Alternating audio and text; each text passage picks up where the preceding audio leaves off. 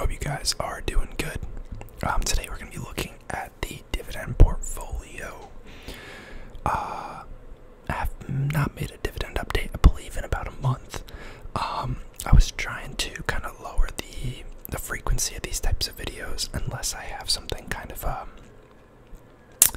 new or interesting to report, as in like I'm adding or removing a company. But today's going to kind of just be a portfolio update, what I'm holding, what I've purchased recently, how the dividends are looking. Before we get started, traditional disclaimer that none of this is financial advice, legal advice, or tax advice.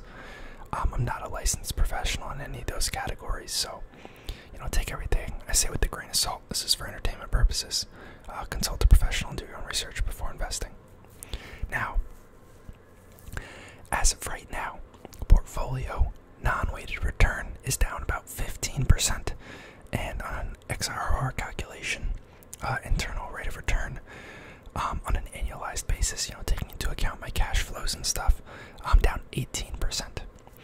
A little underperforming the market for sure, from the kind of market peak at the end of 2021, which is actually when I started this account. The S&P is down about 13 to 14%, so I'm underperforming by a couple percentage points. Nothing insane. The dividends are starting to pick up. I think just in the past month or so, at about $8 or $9 in dividends. Total dividends I've received in this account to date is about $50, and the portfolio is currently sitting at a total loss of about $234. Now, I talked about last time that I removed Medical Properties Trust, just kind of uncertain about the future and the health of the dividend. I don't think they'll go bankrupt, but I'm not willing to hold out there. I don't think the potential upside is there right now for the risk. And I really just don't know enough about them to feel confident in them anymore. So that leaves us with the portfolio, as you can see on the left here. Now, my more recent contributions have been been used to bring some of these other holdings more up to equal weight. If you guys recall, when I sold Medical Properties Trust originally, I put it into Toronto Realty, Postal Realty, and I believe I bought a little bit more of NLCP. So, more recently, I've added a little bit to Getty Realty, a little bit to Zoetis and Blackstone, and I think that's it for right now. So, as it sits right now, portfolio is worth $1,305.74. First holding at about 10% of the account is Zoetis. This is a animal health company for both livestock and companion animals. I have about $133 in them.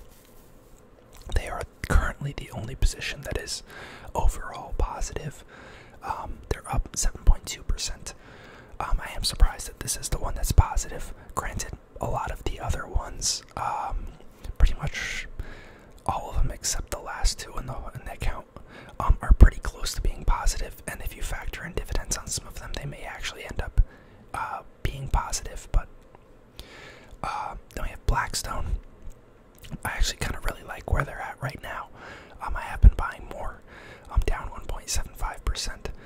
Pretty decent yield on them. I think the kind of negative hype around their B-REIT and all the redemption requests and the doomsday that everyone is shouting about for real estate is a little overblown.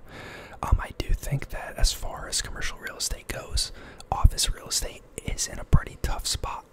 But I do think that apartments, single-family homes, and like fulfillment centers are all in a pretty good spot in terms of commercial real estate health. And Blackstone, majority of their portfolio is in those holdings. Yeah. Then we have ELS, Equity Lifestyle Properties. This is about 11.5% of the portfolio, down 3% overall. This is another REIT. Actually, this is the first REIT I've talked about this video. This is a REIT focusing on both campgrounds, manufactured housing, and marinas. A little interesting. This one I do think could get hit a little bit harder. I'm kind of surprised it is where it is, given, recession fears. I don't think people will, be spending a lot of money on boat slips and marinas, and they may cut down on vacations to things like campgrounds or whatnot. You could probably make the opposite argument that people will opt for cheaper vacation options like camping rather than, like trips abroad or something else. So I guess you could go both ways, and, manufactured housing is something that I think is relatively resilient. A lot of theirs are kind of senior living oriented as well, which definitely, caters to the large swooning in the aging population that we're seeing right now. Then we have Getty Realty. It's a mostly gas station REIT, but they do own some other auto-related properties like service centers, car washes, those types of things. This is about 11% of the portfolio, down about 3.5%. I think they're pretty resilient. I don't expect them to be a big grower. Toronto Realty, I absolutely love this company. This is actually one of my biggest holdings overall in terms of individual stocks outside of this account. About 12.4% of this portfolio, down about 4% overall. They have fulfillment centers, distribution warehouses. They focus in, some of the major cities in the U.S. We're talking New York, Florida, I believe Seattle, 2 locations in California, and I think there's one more. I can't remember off the top of my head. But very concentrated in these kind of steady or decreasing supply markets, and they're pretty actively acquiring new properties. They've made 2 very large purchases recently, one of which was down in Florida, and I don't remember where the other one was, but very large acquisitions, growing out their base. A pretty big Prologis competitor, even though it is somewhat smaller in size. I do like it more. Then we have Agree Realty. This is a lot of retail real estate. They own a lot of freestanding properties as well as properties in kind of retail plazas, some of which are, grocery anchored or such. This is going to be your Home Depots, Verizon stores, Chipotle's, AutoZones, IKEAs, those types of things. Down 4% overall. It's about 9.85% of the portfolio. This has actually been a very long time standing position in the portfolio. It is one of the higher dividend payers. If you can see over on the right, it's paid out $4 in dividends so far, and it's down $5.57, so we're almost break even on that if you factor in the dividends.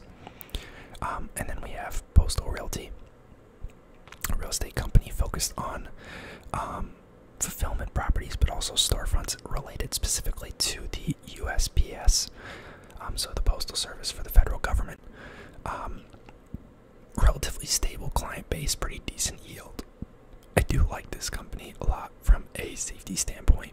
They have a lot of leases rolling over in the short term that they're in the process of negotiating with, and they should see some somewhat healthy increases for inflation adjustment, which should help their cash flows. And they've been continually raising the dividend, so they're about 12% of the portfolio, down about 4.5% overall on them. Then we have American Tower. It's a cell tower and data center REIT. I'm actually surprised it's doing as poor as it is. Infrastructure plays I would have thought would be doing pretty solid right now, but this kind of just goes to show you that you can't, predict the market and how it's going to treat certain stocks. So down 11% on this overall. I haven't gotten that much in dividends from it actually. It is not a huge yielder. About 9.4% of the portfolio. I think that's actually makes it the smallest holding in the portfolio, so I probably need to put some money into that next week. But yeah, they've got some issues with international tenants not paying. I think there's a big one in India they're having some issues with, but I do think as we go forward, a lot of the opportunity for growth in terms of communication and data infrastructure will actually be overseas. American Tower is a little more tilted towards your large cell towers versus like something like Crown Castle International CCI. That's a lot of your smaller cell towers and like 5G towers and such. So I think a lot of the international expansion, of which American Tower's portfolio is like 50% international, will be interesting going forward. And I think it makes it very resilient as well. I do think they're also experiencing some issues with currency headwinds with exchange rates the way they are, and a lot of their receivables being in foreign exchanges that then need to be converted to US dollars.